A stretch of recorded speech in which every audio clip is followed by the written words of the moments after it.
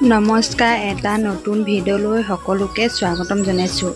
আজি মই বনাব লৈছোঁ পুননুৱা শাকৰ এখন তৰকাৰী। আৰু মইনো কেনেদৰে বনালোঁ আৰু যিসকলে পুননুৱা শাক চিনি নাপায় এয়া ভিডিঅ'টোত চাই যাওকচোন।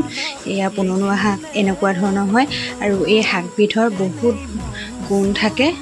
আৰু আপোনালোকে গুগলত চাই চাব পাৰিব এই শাকবিধৰ কেনেকুৱা ধৰণৰ হয়। এয়া এনেকুৱা আৰু খাবলৈ যে খুব ধুনীয়া হয়। এতিয়া মই এই শাকখিনি ধুনীয়াকৈ সৰু সৰুকৈ কাটি ল'লোঁ আৰু আলু কেইটামান দি দিছোঁ ইয়াতে। এতিয়া এইফালে মই কেৰাহীত তেল গৰম হ'বলৈ দি থৈ দিছিলোঁ। কেৰাহীত তেল গৰম হোৱাৰ পিছতে এয়া মাগুৰ মাছৰ লগত বনাইছোঁ। মাগুৰ মাছখিনি মই ধুনীয়াকৈ ভাজি ল'ম। এয়া মাছ এতিয়া মই তেলতে নিমখ আৰু হালধি অকণমান দি এই মাছখিনি অলপ ভাজি ল'লোঁ। ভাজি লোৱা হৈ গ'ল। এতিয়া মই কেৰাহীৰ পৰা উলিয়াই থৈ দিছোঁ আৰু একেখিনি তেলতে মই এতিয়া কাটি লোৱা পিঁয়াজটো এয়া ভাজি ল'ম। পিঁয়াজটো দি অলপ টাইম এনেদৰে লৰাই ভাজি থাকিম আৰু অলপ টাইম ভাজি লোৱাৰ পিছতে এতিয়া মই কুটি লোৱা আলু আৰু শাকখিনি দি দিম আৰু এই শাকখিনিতে জোখ অনুযায়ী এতিয়া নিমখ আৰু হালধি দিম। এই শাকখিনি আপোনালোকে নিজে ভাজিও খাব পাৰিব, আপোনালোকৰ নিজৰ লগত কথা।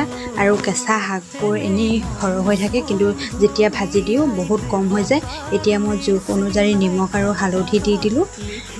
নিমখ হালধি দি এনেদৰে অলপ টাইম সিজিব দিম আৰু অলপ টাইম সিজিব দিয়াৰ পিছতে এতিয়া এয়া মই জোখ অনুযায়ী পানী অলপ দি দিছোঁ। পানী সেই বাতিটোৱে দুবাতি দিছিলোঁ আৰু পানীখিনি যেতিয়া উতল আহিব ধৰিলে এতিয়া মই ইয়াত ভাজি লোৱা মাছকেইপিচ দি দিলোঁ আৰু এনেদৰে অলপ টাইম উতল আহিবলৈ দিম। উতলি অলপ ডাঠ হ'ব দিম আৰু ইয়াত উতলি মোৰ যথেষ্টখিনি ডাঠ হ'লগৈ আৰু ইয়াত বিশেষ একো দিয়াৰ প্ৰয়োজনেই নাই। মই অকল তেনেদৰে বনাইছোঁ আৰু এই ধোৱাৰ কাৰণে তৰকাৰীখিনি বেছি ভালকৈ দেখাব পৰা নগ'ল। এইফালে এয়া মোৰ তৰকাৰী হৈ গ'ল। বহুত ধুনীয়া লাগে সঁচাকৈ খাই আৰু ভিডিঅ'টো শেষলৈকে চোৱাৰ বাবে বহুত ধন্যবাদ।